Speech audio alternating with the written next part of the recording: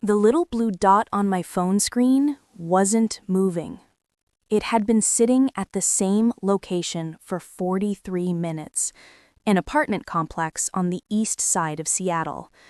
Not his office, not a client meeting, not anywhere David had any business being at 9:47 p.m. on a Wednesday. I sat in my car across the street, engine off, watching the building entrance.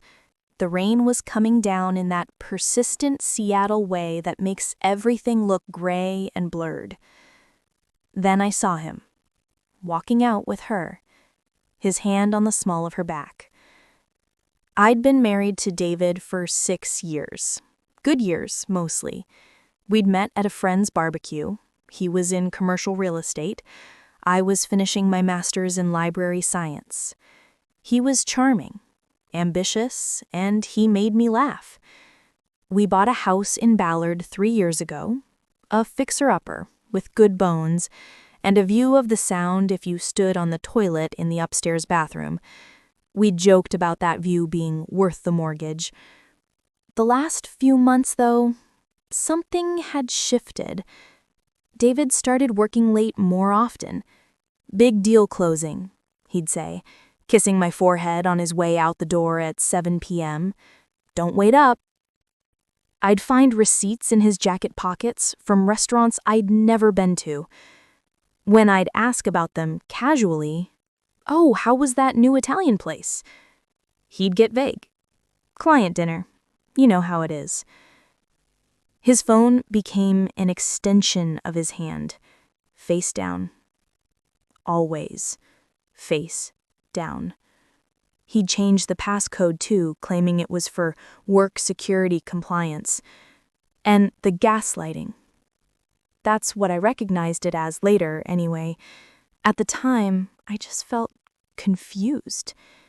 "Did you move my keys?" I'd ask. "Lauren, they're right where you left them. You've been so forgetful lately. Are you feeling okay?"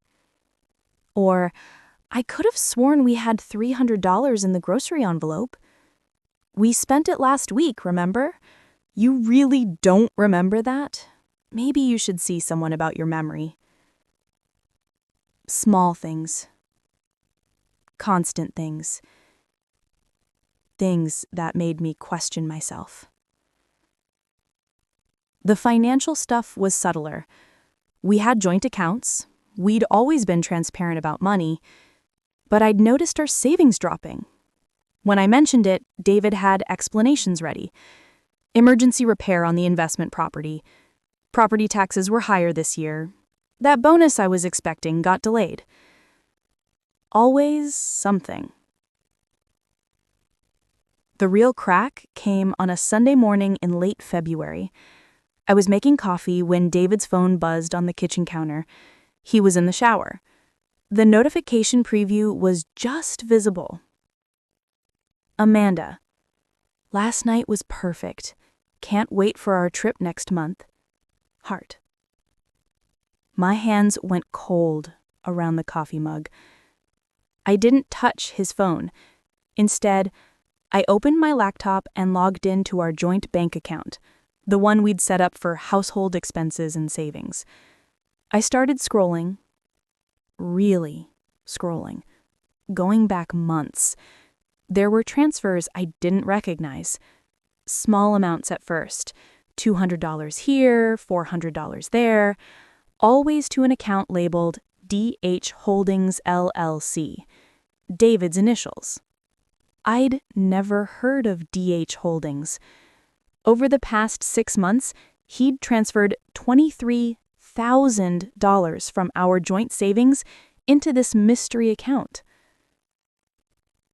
The shower shut off upstairs. I closed the laptop and went back to making coffee, hands trembling just slightly as I poured the cream. I didn't confront him, not then. I went to work at the library like it was any other Monday. I helped patrons find books, processed returns, and smiled at my coworkers. Inside, I felt like I was watching myself from a distance, like I was a character in someone else's story. At lunch, I sat in my car and opened that bank account again on my phone. I screenshotted every suspicious transaction, every single one. Then I called Sarah. Sarah had been my best friend since college. She worked in IT security, had exactly zero patience for bullshit, and had never fully trusted David.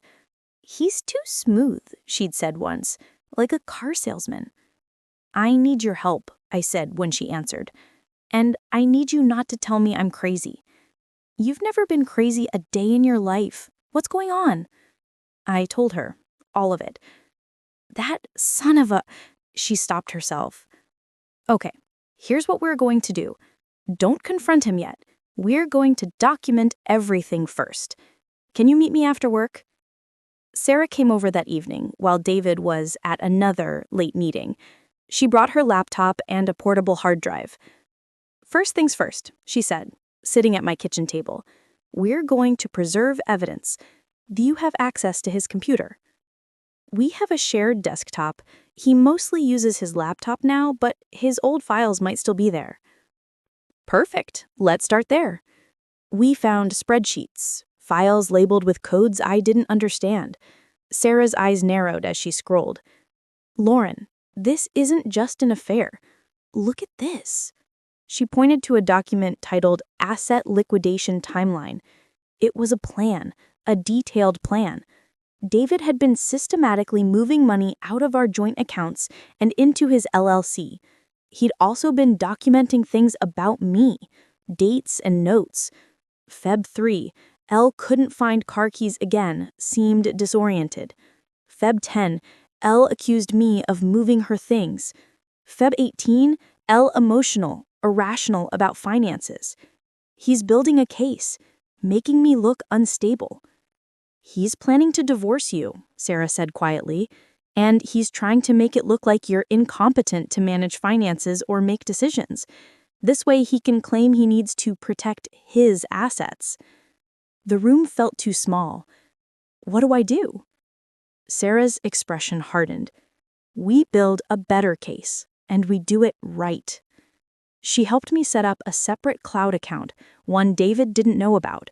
We uploaded everything: bank records, screenshots, those spreadsheets, his documented evidence of my supposed instability. Then she helped me with something else. "Does he have location sharing on?" Sarah asked. "Yeah, we both do, for safety." "Good. That means you can track where he actually is when he says he's working late." She showed me how to access his GPS history, where I could see patterns, locations, timestamps. "Document it all," Sarah said. "Dates, times, locations, photos if you can get them safely. We're building a timeline." Over the next 3 weeks, I became someone I didn't recognize. I tracked his location every night he claimed to be working. I photographed his car at that apartment complex. I saved every text message, every vague explanation. I opened a separate bank account and started diverting my paychecks there. I consulted with a divorce attorney, Margaret Chen. She reviewed everything I'd gathered. "This is good," she said, her voice calm and professional. "Very good. He's committed fraud by moving marital assets without disclosure. The gaslighting documentation shows a pattern of psychological abuse, and if we can prove infidelity, it strengthens your case significantly." "How do I prove it? I have GPS data, but—" "Sometimes the most powerful evidence is the simplest. If you can document him at a location repeatedly, especially with another person, it establishes a pattern." I knew what I needed to do. Wednesday, March 15th. David texted at 6:30 p.m. "Big client meeting. Probably won't be home until 11. Love you." I opened the GPS tracker. His blue dot was moving, heading east, away from downtown where his office was. I waited 20 minutes. Then I got in my car. The tracker led me to the same apartment complex I'd seen him at 4 times before. I parked across the street, far enough back to be invisible. At 9:47, he walked out with her. Amanda. I'd found her social media by cross-referencing his follows. She was a paralegal, 26. Her Instagram was full of inspirational quotes and pictures of her yoga practice. I took photos, time-stamped, location-tagged photos. They got into his car. I followed them, keeping enough distance like I was in a bad detective movie, to a restaurant on Capitol Hill. More photos. Through the window, I could see them holding hands across the table. My phone buzzed. Text from Sarah. You okay? Me, getting what we need. Sarah, be safe. Remember, just documentation, don't engage. I didn't engage. I just watched, documented, and drove home before he did. The next day, I met with Margaret again. I'm ready to file, I said. David was served with divorce papers at his office on a Friday afternoon. He came home furious. What the hell is this, Lauren? He threw the papers on the kitchen table. I was calm, eerily calm. It's a divorce petition. I think it's pretty self-explanatory. Over what? Some paranoid delusion? You've been acting crazy for months. Don't. My voice cut through his. Don't call me crazy. I know exactly what you've been doing. His expression shifted, calculated. I don't know what you think you know. Amanda, the apartment on East Pike, DH Holdings, LLC, the $23,000 you've been hiding, the timeline you built to make me look incompetent. I pulled out a folder. I have everything, David. Every transaction, every location, every lie.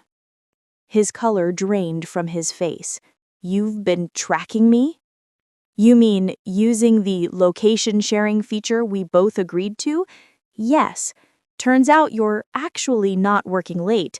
You're at Amanda's apartment, or taking her to dinner, or planning your trip next month. He sat down heavily. Lauren, I also know about your asset liquidation plan. Moving marital funds into your LLC to hide them. Building a fake case that I'm unstable so you could divorce me and keep everything. I slid the folder across to him. My attorney has copies of all of it. You can't prove. GPS data, photographs, bank records, your own spreadsheets from our shared computer. Your documented evidence of my supposed instability, which, by the way, a court will see as proof of gaslighting. David's hands were shaking. I was going to tell you. When? After you'd moved all the money? After you'd convinced everyone I was too unstable to manage my own life? He had no answer. Here's what's going to happen, I said. You're going to agree to the terms in these papers. Fair division of assets, including the $23,000 you hid. You're going to move out this weekend, and you're going to do it quietly, or I file a motion to expose the fraud. Your real estate license won't survive that. You're bluffing. Try me. He didn't try me. David signed the papers within a week. The settlement gave me the house, half of all accounts, including the hidden LLC funds, and my attorney's fees covered. Amanda, it turned out, had no idea he was still married. He'd told her we were separated and finalizing things. When she found out the truth, through a mutual connection who saw the court filings, she dumped him. David moved to Portland 3 months later. New city, fresh start. I heard through a friend that his real estate business was struggling. Reputation matters in that industry. The house is mine now, fully mine. I repainted the bedroom, a soft gray blue that catches the morning light. Sarah comes over most Sundays. We cook dinner and watch terrible reality TV. Sometimes she brings her new girlfriend, Maya. They're good together. I started seeing a therapist to work through the gaslighting. Turns out having someone make you question your own reality does a number on your brain. I'm learning to trust my instincts again. The thing is, I knew something was wrong months before I found proof. My gut told me. But I'd been trained, by David, by the gaslighting, to doubt that inner voice. I don't doubt it anymore. Last week, I was shelving books in the library when a patron asked me for a recommendation. Something about starting over, she said. I handed her 3 books, and something about the way she smiled, grateful, a little sad, made me think she understood. It gets better, I told her quietly. She nodded. I hope so. It does, I promise. And I meant it. I still have all the evidence, backed up in 3 places. I probably don't need it anymore, but it's there. A reminder that I'm not crazy, that my instincts were right, that I trusted myself enough to look for the truth even when someone I loved was telling me not to. The view from my bathroom window is still ridiculous. You really do have to stand on the toilet. But it's my view now. My house. My life. My truth. And that's worth everything.